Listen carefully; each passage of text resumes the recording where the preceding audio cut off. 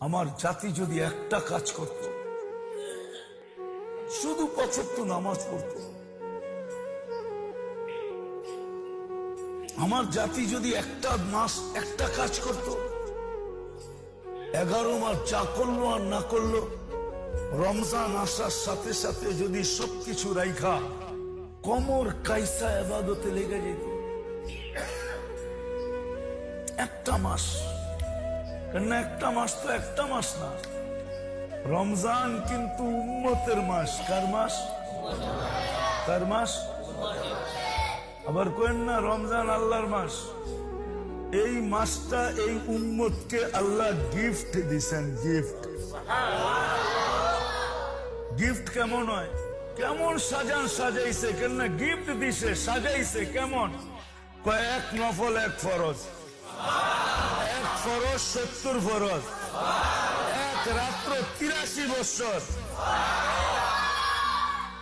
যা তসবিহাত পড়বা 10 গুণ, 1000 গুণ।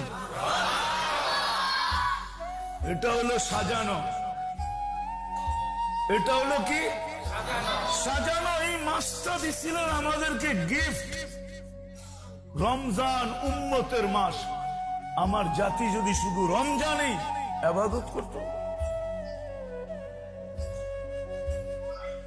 আমার জাতি যদি জিলহজের 10 দিনকে গলার ভিতরে বাঁধা নিত, কেননা জিলহজের 10 রাত্র 10 লাইলাতুল কদরের সমান, প্রত্যেকটা দিন 1 বছরের ইবাদতের সমান। আমার জাতি যদি 4 মাস গুনাহ না করত, এই যে রজব, আল্লাহ তো নিষেধ করছেন ফালা তুযালিমু ফীহিন্না আনফুসাকুম, এই 4 মাসের ভিতরে তোমরা গুনাহ করো না। আমার জাতি যদি এতটুকুই করত,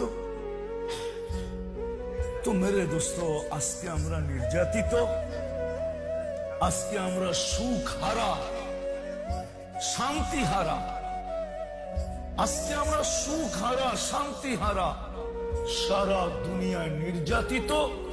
আমরা 4 পক্ষ থেকে নির্বাচিত, এটাও জানি না।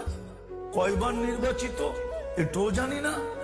রেজুলেশন কি, গঠনতন্ত্র কি, এটাও জানি না। কতটুক মানলে চলবে এটাও জানি না।